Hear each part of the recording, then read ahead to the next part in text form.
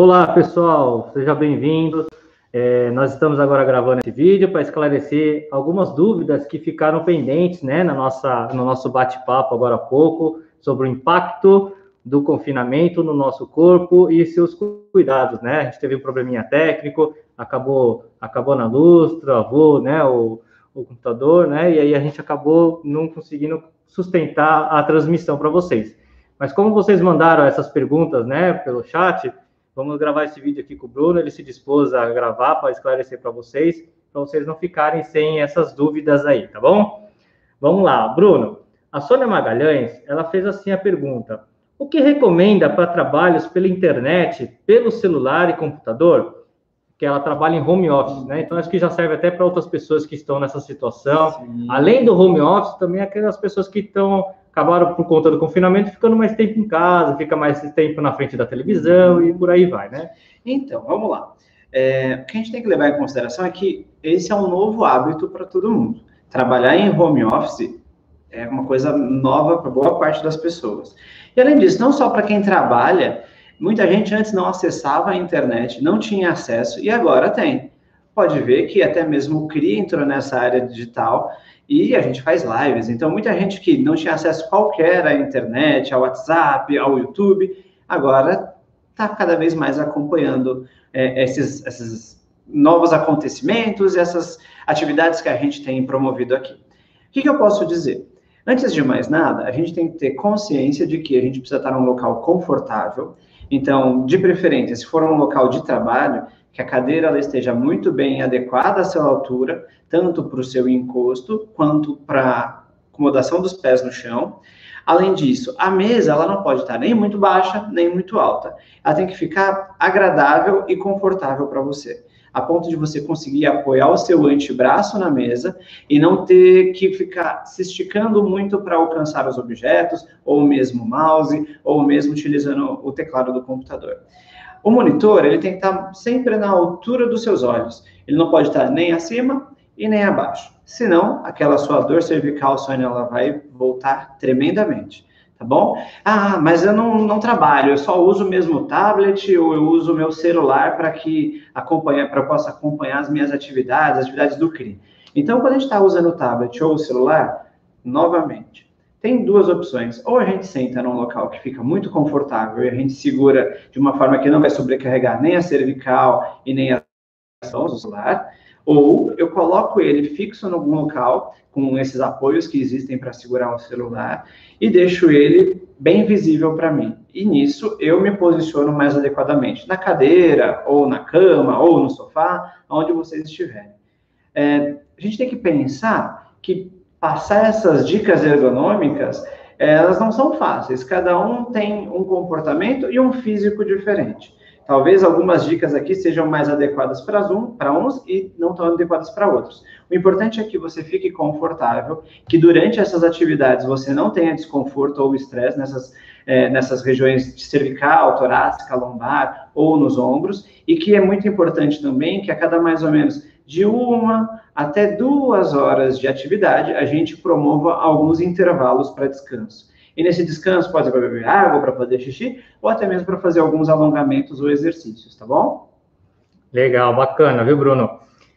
Na sua fala, você comentou sobre as compressas, né? A compressa de frio, compressa de quente, né? E a Vera Nascimento perguntou assim, uma pergunta bem frequente aqui para nós. Dor no ciático, pode-se fazer as compressas quentes ou frias?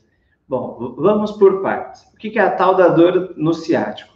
Nem toda dor que a gente tem na coluna lombar ou na perna é uma dor ciática. A dor ciática tem esse nome porque ela vem lá do nervo ciático, que se origina na região lombar e se ramifica através dos membros inferiores. Então, a gente tem ramos à direita, ramos à esquerda, e essas ramificações que levam as informações e recebem as informações das nossas pernas. Bom, a gente precisa entender que não existe receita de bolo, que não existe uma recomendação que seja específica para cada um, ou que seja generalista para cada um. Então, cada orientação ela pode servir para um e não servir para outro. Como eu falei no momento da coluna, naquele que eu estava falando de fazer a compressa quente ou a compressa gelada, funciona da mesma forma. Não é contraindicado fazer a compressa de gelo ou a compressa fria na região lombar ou no glúteo, que é a região do pode fazer tanto o frio quanto o calor. O calor, ele tem uma vantagem, é que traz um conforto desde o começo da aplicação. O que o músculo, ele estava lá tensionado, às vezes até por uma postura para alívio de dor, ele consegue relaxar um pouquinho melhor com a compressa quente. Mas se usar o frio também não está errado. O importante é tomar cuidado para não queimar a pele e não deixar fazer nenhum tipo de lesão nessa região, porque isso vai causar mais desconforto. Normalmente, a compressa de água quente, ela é mais indicada para essa região. Mas, como eu falei, a compressa de gelo, ela também pode ser utilizada. Muito legal. Bruno, qual é a diferença de um problema crônico para um problema agudo? Porque, às vezes, também tem essas dúvidas aí. O crônico e agudo são termos que a gente utiliza, e tem até um outro termo, que é o subagudo, que ele fica entre o agudo e o crônico. Mas eu acho que o mais importante da gente se apegar a esses termos é entender mais ou menos quando que a gente está vivendo com cada um deles. Então, como eu falei durante a live, o agudo é quando pode ser que acabou de acontecer ou está muito próximo de ter acontecido. Tem gente que fala 1 dia, tem gente que fala até 3 dias ainda considera como um evento agudo.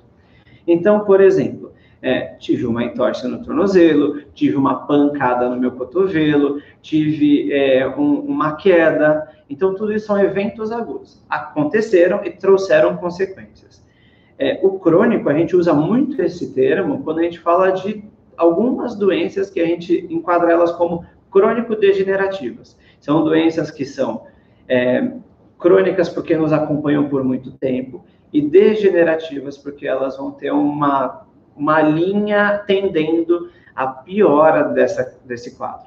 Por exemplo, a artrose, que é a artrose do joelho, da lombar, eu sempre gosto desse exemplo porque é o mais comum que a gente tem aqui no CRI. A artrose.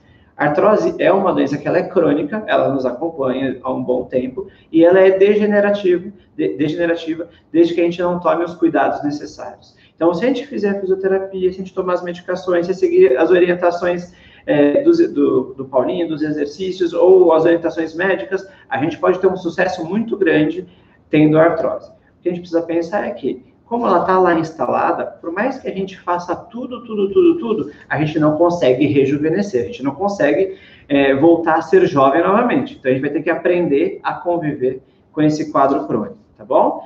O que a gente precisa pensar também é que muitas vezes eu tenho um quadro que é crônico, como o da artrose, que está me acompanhando há alguns anos, e em determinados momentos ela pode se tornar uma dor aguda. Por exemplo, eu tenho artrose no joelho há 3 anos. Se eu pisar em falso ou der uma bambeada no meu joelho, aquele falseio, e ficar vermelho, quente, como se fosse uma nova entorse, ali é uma fase aguda dentro de um quadro crônico. Então, a gente tem que levar em consideração tudo isso. Mas pensem no que a gente pode fazer de melhor para a gente. E não nos nomes, e vou me basear no agudo ou no crônico para tomar determinadas condutas, tá bom? Muito legal.